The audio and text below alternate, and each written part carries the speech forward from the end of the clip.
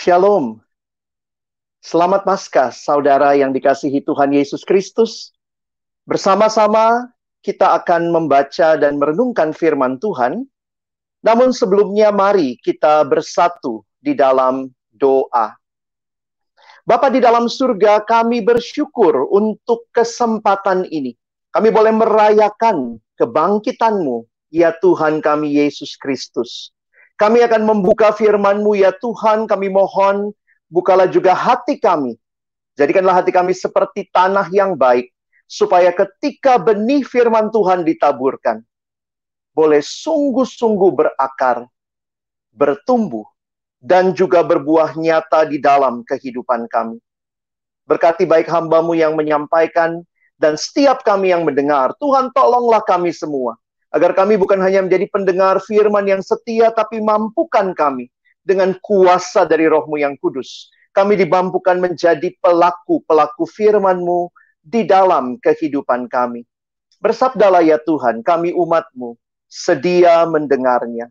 Di dalam satu nama yang kudus, nama yang berkuasa, nama Tuhan kami Yesus Kristus, kami menyerahkan pemberitaan firman-Mu. Amin. Saudara yang dikasihi Tuhan, kembali kita merayakan Paskah tahun ini dengan suasana yang tidak seperti biasanya. Tema kita luar biasa adalah bikin hidup lebih hidup.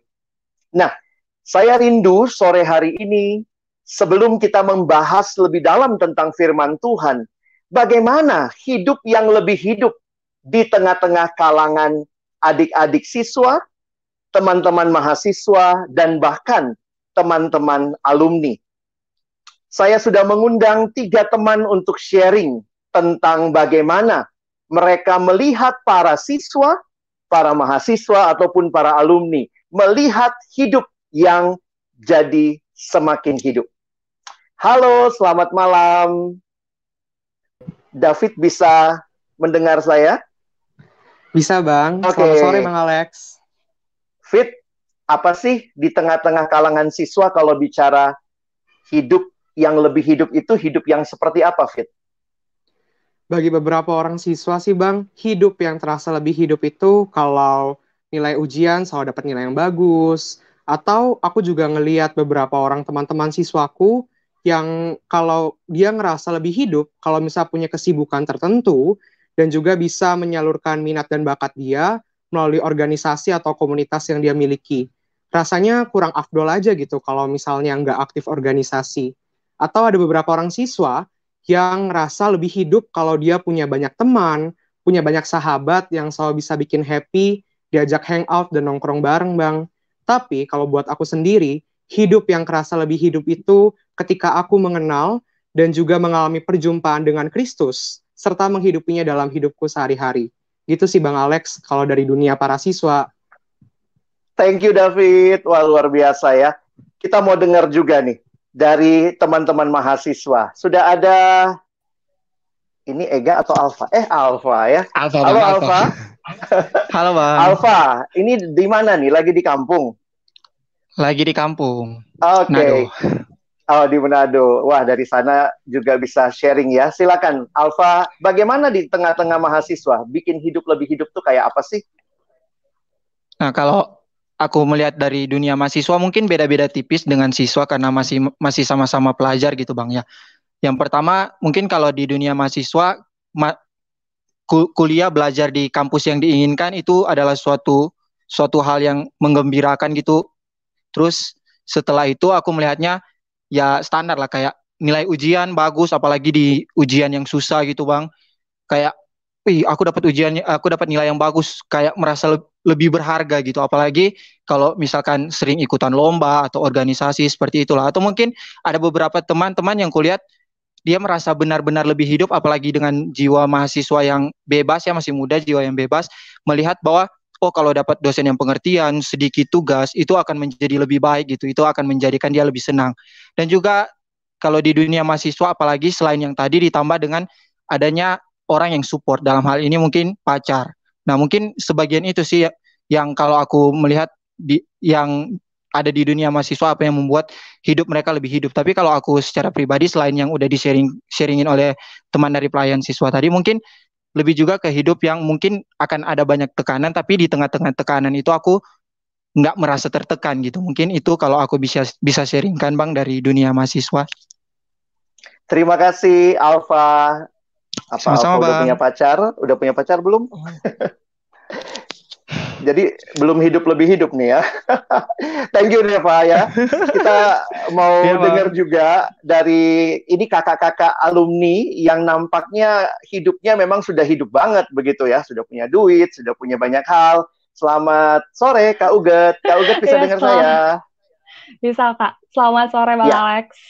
gimana Ya kalau kalau dari di tengah-tengah dunia alumni?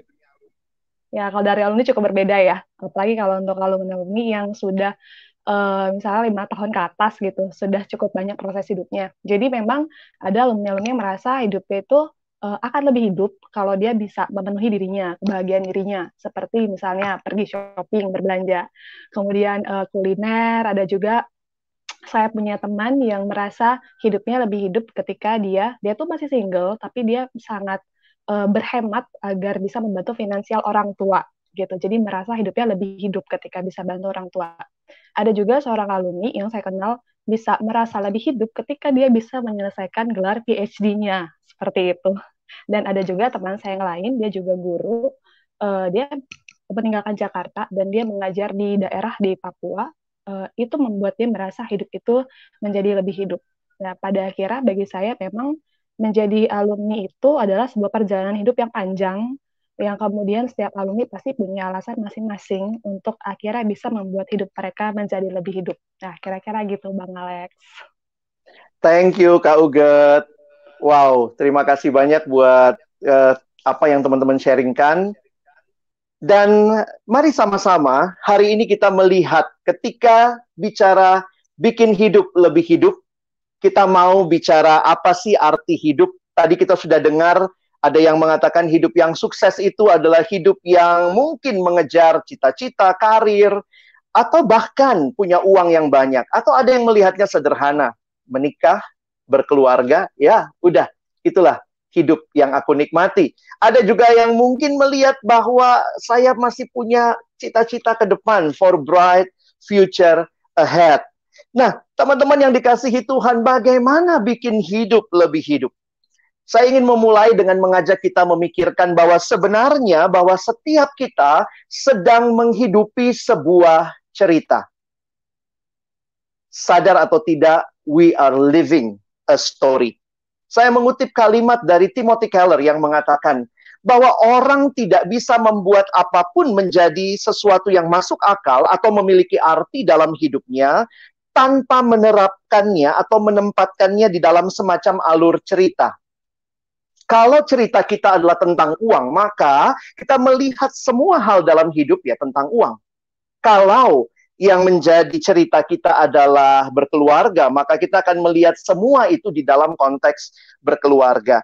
Nah, teman-teman yang dikasihi Tuhan, saudara yang dikasihi Tuhan, perhatikan juga bahwa ternyata di dalam kehidupan, bahwa setiap agama, setiap kepercayaan menawarkan sebuah cerita bagi manusia untuk memaknai hidupnya. Kita ditawarkan cerita untuk memaknai hidup kita. Bikin hidup lebih hidup. Kita melihat apa yang firman Tuhan sampaikan. Apa yang Paulus pahami dan dia mengerti tentang hidup yang dia maknai dari perspektif kekekalan. Saya mengajak kita membuka firman Tuhan di dalam 1 Korintus 15 ayat 50 sampai dengan ayat yang ke-58. Saya akan bacakan bagi kita, kalau teman-teman saudara yang di rumah memiliki Alkitab, silakan membukanya. 1 Korintus pasal yang ke-15, ayat 50 sampai ayat yang ke-58. Saudara-saudara, inilah yang hendak kukatakan kepadamu, yaitu bahwa daging dan darah tidak mendapat bagian dalam kerajaan Allah, dan bahwa yang binasa tidak mendapat bagian dalam apa yang tidak binasa. Sesungguhnya aku menyatakan kepadamu suatu rahasia. Kita tidak akan mati semuanya, tetapi kita semuanya akan diubah dalam sekejap mata pada waktu bunyi nafiri yang terakhir. Sebab nafiri akan berbunyi dan orang-orang mati akan dibangkitkan dalam keadaan yang tidak dapat binasa, dan kita semua akan diubah. Karena yang dapat binasa ini harus mengenakan yang tidak dapat binasa, dan yang dapat mati ini harus mengenakan yang tidak dapat mati. Dan sesudah yang dapat binasa ini mengenakan yang tidak dapat binasa, dan yang dapat mati mengenakan yang tidak dapat mati, maka akan genaplah firman Tuhan yang tertulis, maut telah dikalahkan. Maut telah ditelan dalam kemenangan. Hai maut, di manakah kemenanganmu? Hai maut, di manakah sengatmu? Sengat maut ialah dosa, dan kuasa dosa ialah hukum Taurat. Tetapi syukur kepada Allah yang telah memberikan kepada kita kemenangan oleh Yesus Kristus Tuhan kita. Karena itu, saudara-saudaraku yang kekasih, berdirilah teguh, jangan goyah, dan giatlah selalu dalam pekerjaan Tuhan. Sebab kamu tahu bahwa dalam persekutuanmu dengan Tuhan, jerih payahmu tidak sia-sia. Saudara yang dikasihi Tuhan, saya menyiapkan slide bagi kita, sehingga jika mungkin suara saya tidak terdengar dengan jelas, hampir seluruh teks saya tuliskan di dalam slide berikut ini. Kenapa kita membahas 1 Korintus 15? Karena itu tema kita yang diberikan kepada kita di ayat yang ke-57 dan 58. Tetapi kalau kita melihat seluruh 1 Korintus pasal yang ke-15, teman-teman bisa melihat bahwa bagian ini dimulai dengan kebangkitan Yesus yang mau dinyatakan oleh Paulus yang pada waktu itu sedang menyampaikan satu penjelasan kepada orang-orang di Korintus yang nampaknya ada yang menolak kebangkitan.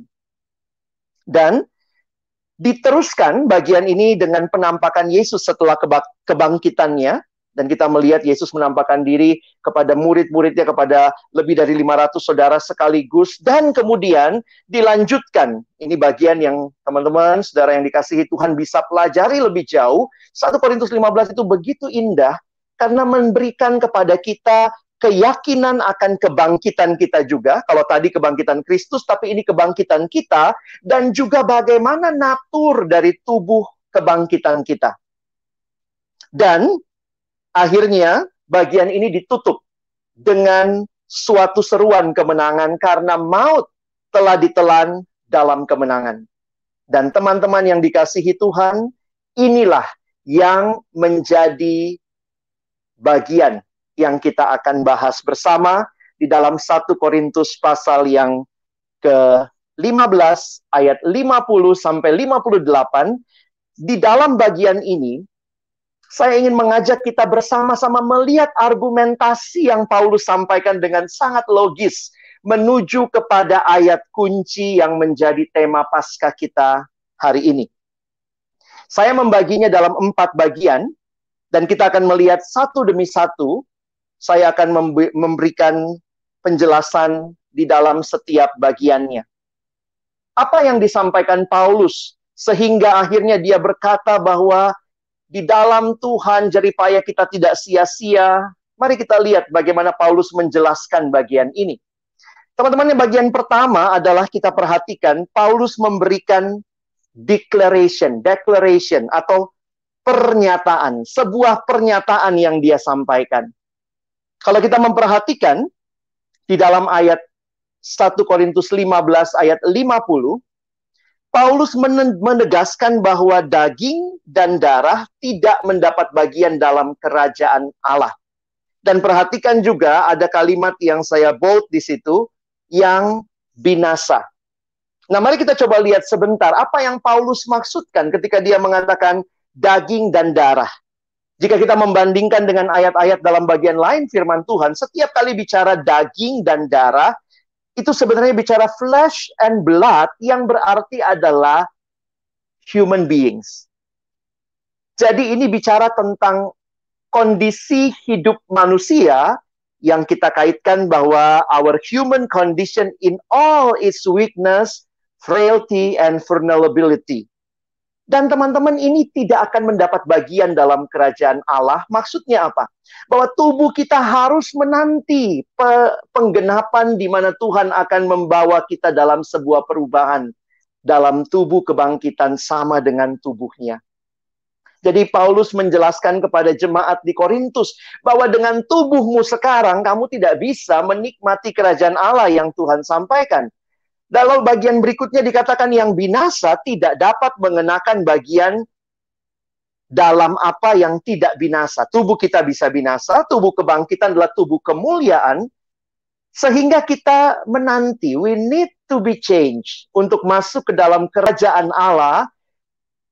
Ini sesuatu yang memang betul, waktu kita percaya Yesus kita sudah mengalami hidup kekal, tetapi hidup kekal yang sempurna, yang digenapkan itu akan terjadi ketika nanti Tuhan datang kembali dan kita mengalami kebangkitan.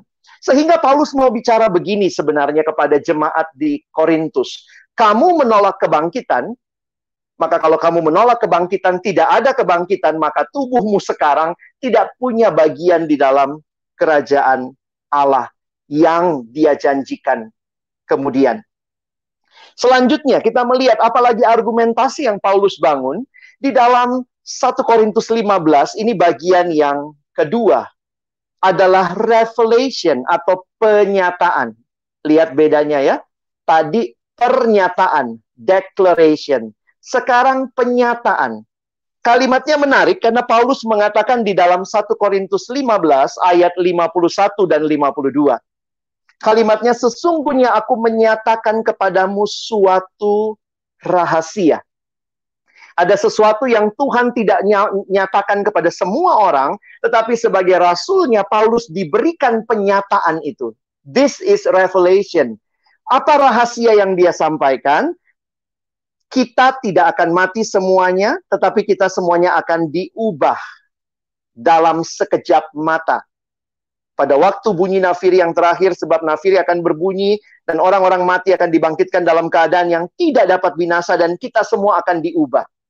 Saya pikir sebagai orang Kristen ketika kita masih biasa ke gereja, ya mungkin sekarang kita gerejanya di rumah begitu ya, tetapi kita masih mengucapkan pengakuan iman rasuli. Kita berdiri dan meyakini, aku percaya akan kebangkitan tubuh, kebangkitan daging, kebangkitan orang mati.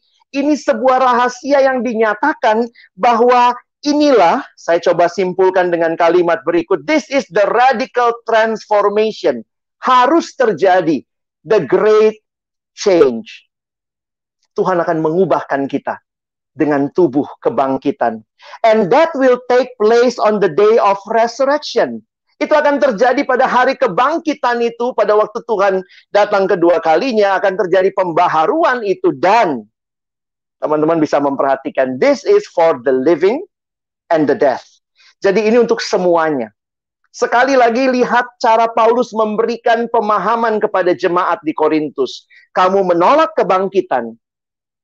Ingat, tubuh yang sekarang tidak bisa menikmati kemuliaan kekal dalam kerajaan Allah. Dan kita menanti, ada saatnya nanti Allah akan mengubahkan kita. Dan itulah yang menjadi penghayatan kita. Tetapi yang menarik teman-teman, ini bukan penghayatan yang kosong.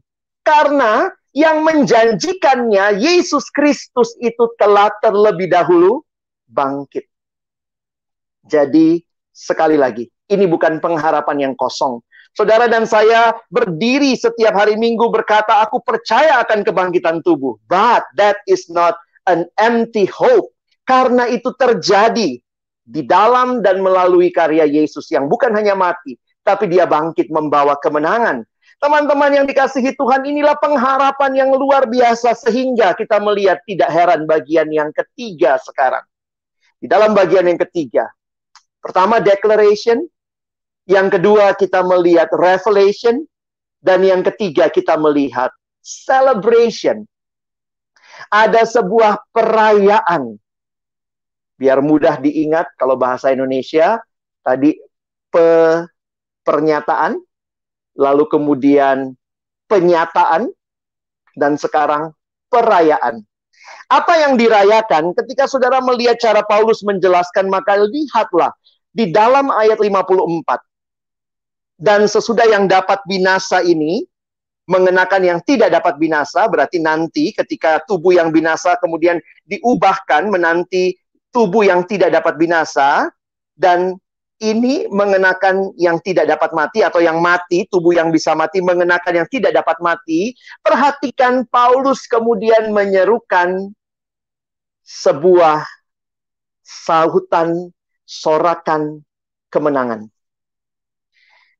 Apa yang dia sampaikan? Perhatikan Paulus mengutip 2 ayat dalam perjanjian lama. Maka kalimatnya dituliskan, maka genaplah firman Tuhan yang tertulis. Maut telah ditelan dalam kemenangan. Ini kutipan dari Yesaya 25 ayat yang ke-8. Coba lihat sebentar. Yesaya 25 ayat yang ke-8. Ia akan meniadakan maut untuk seterusnya. Dan Tuhan Allah akan menghapuskan air mata pada segala muka, dan aib umatnya akan dijauhkannya dari seluruh bumi, sebab Tuhan telah mengatakannya. Saudara yang dikasihi Tuhan, bagi saya ini bagian yang penting untuk mengingatkan kita. Paulus mengutip ini sorak kemenangan sebenarnya di dalam Yesaya pasal yang ke-25. Mau menyatakan bahwa sungguh-sungguh kebangkitan itu benar dan harus seruan kemenangan. Nanti kalau teman-teman pelajari konteksnya, Yesaya sedang menyampaikan seruan kemenangan di waktu itu, di dalam masanya. Lalu bagian yang kedua, lihat lagi, ada kalimat firman Tuhan yang dikutip 1 Korintus 15 ayat 55. Maka akan genaplah firman Tuhan yang tertulis, perhatikan, hai maut, di manakah kemenanganmu? Hai maut, di manakah sengatmu? Sebenarnya ini pun adalah kutipan dari Hosea 13 ayat 14. Seringkali kita pikir ini kalimatnya Paulus, tetapi Paulus pun mengutip dari Hosea. Dan Hosea 13 ayat yang ke-14 ini juga sebenarnya adalah Hosea seperti sedang menantang, mana gitu ya, ketika bicara pembebasan. Akan kau bebaskankah mereka dari kuasa dunia orang mati? Akan kutebuskah mereka daripada maut? Di manakah penyakit samparmu?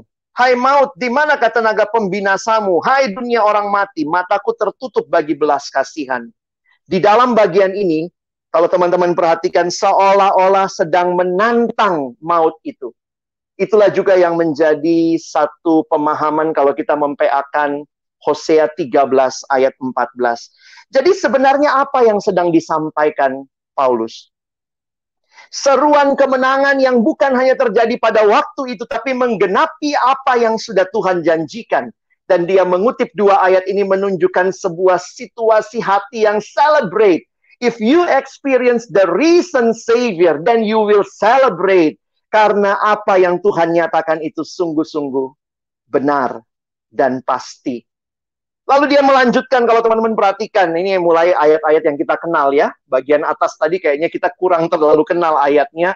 Tapi saya menarik sekali melihat logika Paulus membangun argumentasi sebelum sampai ke ayat kunci kita.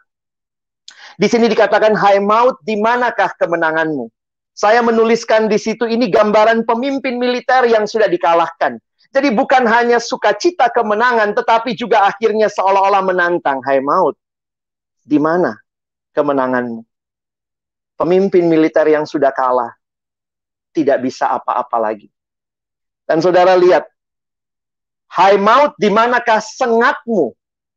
Orang takut dengan hewan berbisa, kala jengking, ular, tetapi ini gambaran hewan berbisa yang bisanya sudah dikeluarkan. Hai maut, di manakah sengatmu? Saudara yang dikasihi Tuhan, situasi memang tidak mudah saat kita saat ini melihat dunia di sekitar kita. Maut menjadi begitu nyata. Kematian di mana-mana. Begitu banyak orang yang mati dengan jumlah angka yang bertambah setiap waktu. Apa yang kita bisa hayati dari situasi ini? Tentu kita sangat sedih.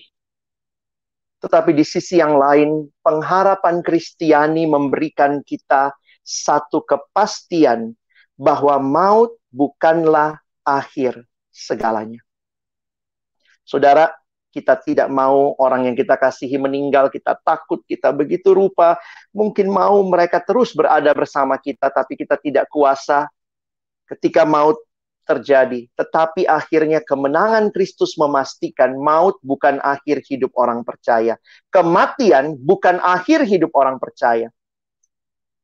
Manusia hanya mengenal lahir, siklus hidup, lahir, hidup, mati. Lahir, hidup, mati. Tetapi karena Kristus hidup, maka kita punya pengharapan. Bukan hanya lahir, hidup, lalu mati, tapi bangkit, itulah yang menjadi keyakinan kita. Tentu kita sangat sedih ketika orang yang kita kasihi meninggal dunia. Tetapi ingatlah di dalam Kristus ada pengharapan, ada ketenangan karena kita tahu bersama dengan Yesus mereka akan mengalami kehidupan kekal. Demikian juga kita yang percaya kepadanya. Nah, kemudian Paulus mengatakan, hai sengat maut ialah dosa, dan kuasa dosa ialah hukum Taurat. Saudara, kalau nanti kita pelajari lebih jauh di kitab-kitab Paulus, kita biasa melihat bagaimana Paulus mengkaitkan ketiganya.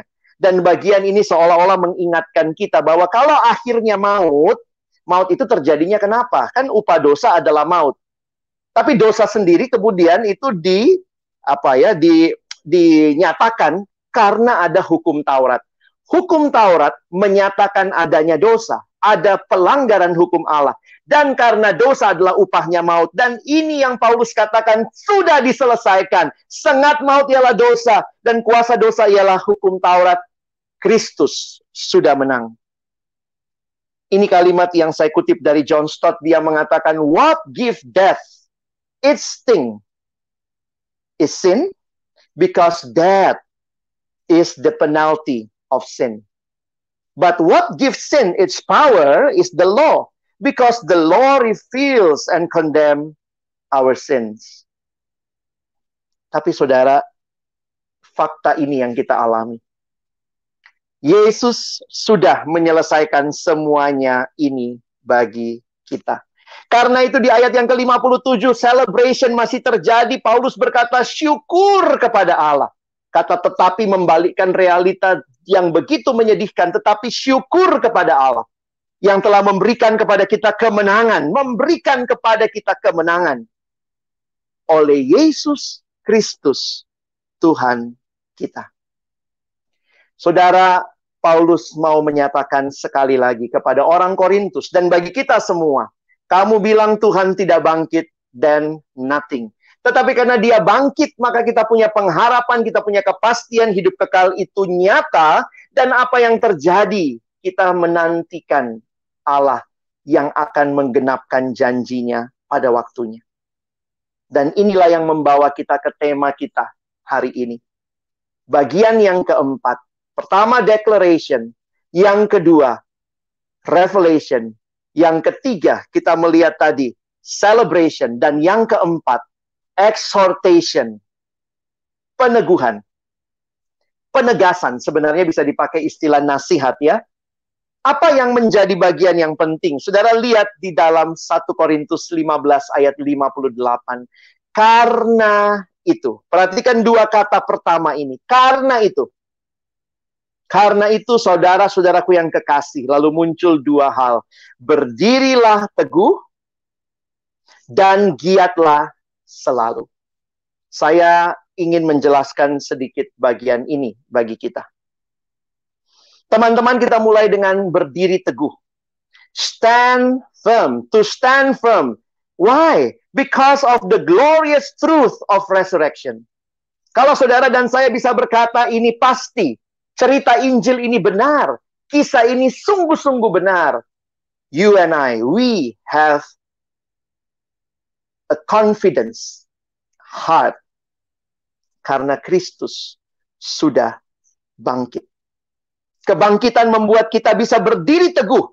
Di tengah-tengah begitu banyak ajaran-ajaran yang mungkin mau menggeser kekristenan. Iman kepada Tuhan. Kita bisa berkata, no. This is the glorious truth of the resurrection. Dan bagian yang kedua, teman-teman bisa memperhatikan. Dikatakan, giatlah selalu dalam pekerjaan Tuhan, karena di dalam jeripayahmu di dalam Tuhan tidak sia-sia. To work hard for the Lord. Ini artinya memberikan seluruh hidup. Teman-teman yang dikasihi Tuhan, kalau kita tahu Yesus sudah mati bagi kita, Dia sudah memberikan segalanya buat kita, maka apalagi yang tidak kita persembahkan kepadanya melalui segenap karya kita, pekerjaan baik kita. Beberapa orang mengkaitkan ini dengan pekerjaan Tuhan. Apakah hanya berbicara pelayanan? Saya pikir tidak. Tentu pelayanan masuk di dalamnya. Tetapi tidak semua kita melayani full time. Tapi yang kita bisa pastikan bahwa usaha kerja keras kita demi memuliakan Allah menjadi berkat bagi sesama. Itu ada di dalam keyakinan bahwa Tuhan melihat, Tuhan peduli. Hai para siswa, studimu penting. Integritasmu mempertahankan studimu. Disiplinmu itu penting. Hai teman-teman mahasiswa, disiplinmu juga penting. Di tengah-tengah work atau study from home, apakah kita mulai malas-malasan? Teman-teman alumni, bidang pekerjaanmu penting. Dan Tuhan peduli. Bukankah teman-teman bergumul, beberapa ikut camp pengutusan, ikut camp nasional, berdoa, Tuhan nyatakan panggilanmu. Sehingga kalau kita sekarang mengatakan, ya kerjaan saya emang gak ada apa-apanya bang. Saya harus katakan no. Karena Kristus yang bangkit melihat pekerjaan apa yang kau hasilkan, itu penting. Saya mengutip satu kalimat yang menarik mengatakan demikian. Serving God is not a guarantee of an easy life. Melayani Tuhan tidak ada garansi hidup tanpa pergumulan, saudara ya. Easy life, hidup gampang. But we are called to a life of service, even if it means giving up everything. Teman-teman, saya bersyukur melihat teman-teman medis yang ada di garda depan. Praise the Lord. Biarlah mereka menjadi orang-orang yang mengerti bahwa melayani Tuhan dan sesama ini jadi bagian yang penting. Even if it means giving up everything. Saya tidak tahu bagaimana kita dengan pekerjaan kita. Apa yang teman-teman harus korbankan demi pekerjaanmu boleh memuliakan Allah dan menjadi berkat bagi sesama. Tapi realita teman-teman medis saat ini begitu nyata. Tapi ini harusnya mengingatkan kita. Kita bisa melakukan seperti itu. Bukan karena kita hebat, bukan karena kita mampu, kita punya skillnya, tapi karena Tuhan yang bangkit itu memberikan keyakinan kepada kita bahwa pekerjaan usaha kita tidak sia-sia di dalam Dia. Teman-teman, pekerjaan usahamu tidak akan sia-sia. Tapi bagaimana mengerti hal ini? Saya coba menunjukkan, ketika saya menggali bagian ini, saya menemukan hal yang indah sekali. Kalau kita lihat dalam terjemahan bahasa Indonesia, sebenarnya tidak terlalu jelas kelihatan, karena kata dalam persekutuan dengan Tuhan, itu muncul duluan, baru bawahnya, jeripayahmu tidak sia-sia. Perhatikan urutannya ya. Jadi dalam persekutuan dengan Tuhan, jeripayahmu tidak sia-sia. Tetapi kalau teman-teman mempelajari di dalam terjemahan aslinya, dalam bahasa aslinya, ternyata dengan persekutuan dengan Tuhan itu yang menutup seluruh 1 Korintus 15. Saya ulangi. Dalam persekutuan dengan Tuhan, itulah yang Paulus pakai menutup bagian 1 Korintus 15. Termasuk bagian yang kita baca. Waktu kamu teguh berdiri, waktu kamu giat bekerja, maka sebenarnya semuanya ini akan jadi tidak sia-sia. Karena itu ada di dalam Tuhan. Perhatikan terjemahan yang lebih literal. Teman-teman lihat terjemahan NET, New English Translation, menerjemahkan persis aslinya. In the Lord, that is the final words, the final part of the sentence. Bagian yang terakhir, in the Lord. Jadi seolah-olah mau menutup bahwa semua ini hanya terjadi dengan tidak sia-sia ketika teman-teman dan saya di dalam Tuhan, di dalam persekutuan dengan Tuhan. Banyak orang mulai bingung melihat situasi, dan memang ini realitanya, lalu kemudian mulai berpikir, kalau saya lakukan ini mungkin terlalu kecil, siapa sih yang akan saya bantu hanya dengan memberikan segini. Tetapi saya harus menyatakan bahwa di dalam persekutuan dengan Tuhan, hal yang sangat sederhana pun itu tidak sia-sia. Ketika kita melihat 1 Korintus pasal 10 misalnya, Paulus berkata, baik engkau makan, engkau minum, itu bagi kemuliaan Tuhan. Makan, minum, atau melakukan apa saja, lakukanlah untuk kemuliaan Tuhan. Di dalam Tuhan, untuk kemuliaan Tuhan. Nah, saudara yang dikasihi Tuhan, saya ingin menutup dengan memberikan beberapa refleksi bagi kita. Apa yang kebangkitan Yesus tegaskan bagi kita di tengah-tengah situasi hidup kita? Saya ingin mengajak kita melihat bersama-sama, sebenarnya kebangkitan Kristus menegaskan God's forgiveness. Kebangkitan Kristus menegaskan akan pengampunan yang kita telah terima di dalam Kristus. Teman-teman, mari lihat ayatnya sebentar. Ini persis di atasnya kalau teman-teman membaca. Di dalam 1 Korintus 15 ayat yang ke-17. Dan jika Kristus tidak dibangkitkan, maka sia-sialah kepercayaan kamu, dan kamu masih hidup di dalam dosamu. Teman-teman, ketika Kristus bangkit, maka ketika itu apa yang kita takutkan dengan masa lalu kita karena hidup di dalam dosa, ini Tuhan sudah berikan pengampunan. Pengampunan Allah pasti karena Kristus hidup. Kalau Kristus tidak bangkit, maka kita belum diampuni. Kita masih hidup dalam dosa kita. Nah, teman-teman, ini yang perlu kita ingat, bahwa setiap kita punya masa lalu. Kebangkitan Kristus memastikan bahwa ada harapan baru, karena masa lalu tidak lagi membayangi kita. Tetapi masa lalu sudah Tuhan ampuni. Yang kedua, kita akhirnya bisa melihat kebangkitan Kristus menegaskan tentang kuasa Allah, God's power. Teman-teman, apa yang dimaksud dengan God's power? Saya mengutip kalimat John Stott. God who raised Jesus from physical death can raise us from spiritual death and make us new people in Christ. Ini pengharapan kita, saudara. Teman-teman, Allah yang telah membangkitkan Yesus dari kematian, secara fisik dia dapat tubuh kemuliaan, dia bisa mengubah kita. Teman-teman, kita punya pengharapan. Saya pikir jangan berhenti melihat, aduh saya sudah jatuh dalam dosa, saya nggak bisa bangkit. Kebangkitan Kristus memastikan kita bukan hamba dosa.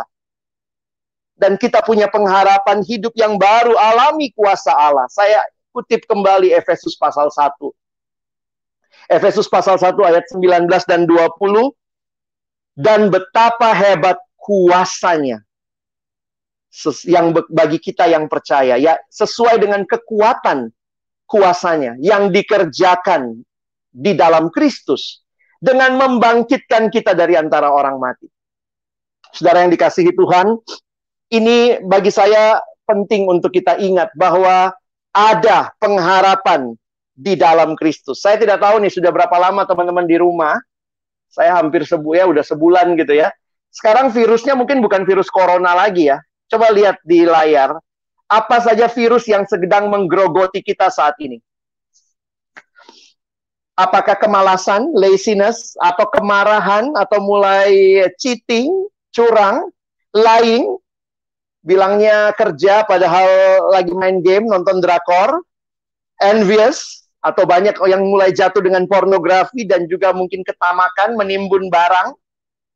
Teman-teman, saya rindu bahwa ketika kita mengalami kuasa kebangkitan Kristus, kuasa itu nyata saat ini. Untuk mengubah kita yang tadinya cinta diri menjadi cinta Allah, yang tadinya mati kekal, dapat hidup yang baru. Sehingga kita tidak lagi hidup dalam kecanduan. Kita bisa berkata, Tuhan, I am free. Kalau saudara sungguh-sungguh mengalami kebangkitan Kristus, saudara akan mengalami kehidupan yang menang itu.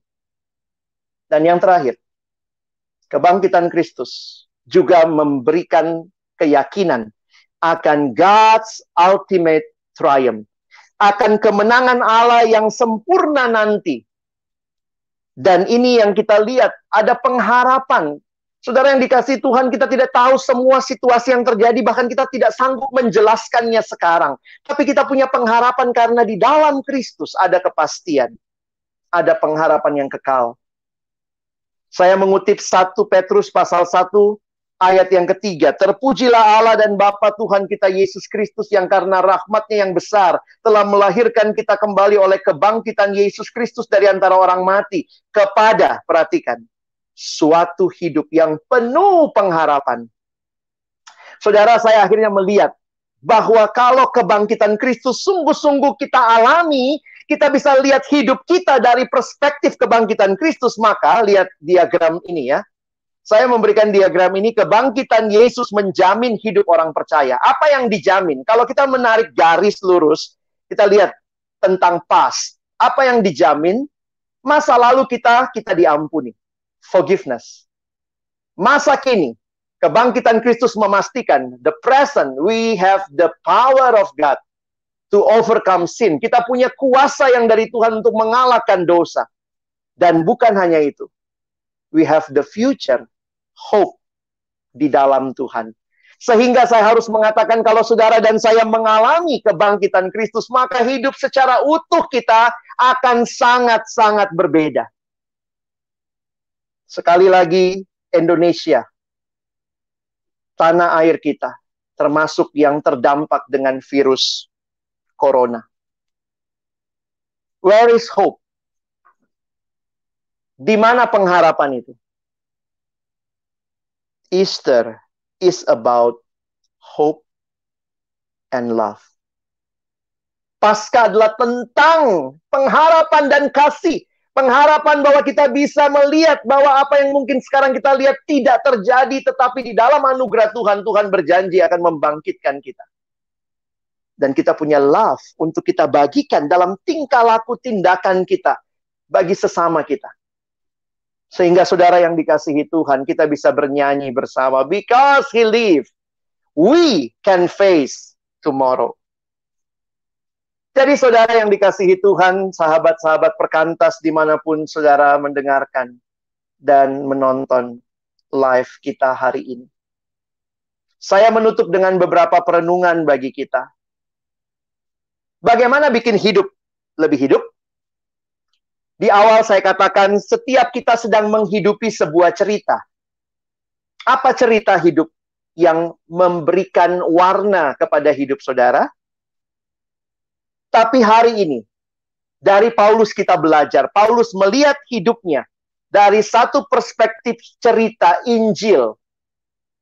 Injil cerita yang dibutuhkan dunia. Semua pendiri agama hanya punya hari lahir dan punya hari kematian. Tapi Kristus punya hari kebangkitan. Cerita Injil, cerita yang dibutuhkan dunia. Cerita Injil menyatakan tentang Yesus yang menunjukkan kemenangannya atas kematian, kekuatan yang keluar dari kelemahan, dan kehidupan yang keluar dari kematian. Saudara, cerita ini sudahkah mewarnai hidupmu? Atau mungkin cerita kita adalah cerita yang berakhir dengan kematian. And they live happily ever after? It's just a wishful thinking? Cerita Injil menyatakan Yesus yang menang. Saudara perhatikan. Dan karena cerita ini adalah cerita yang benar, maka cerita ini memberikan kita harapan yang pasti. Bagaimana situasi saudara saat ini?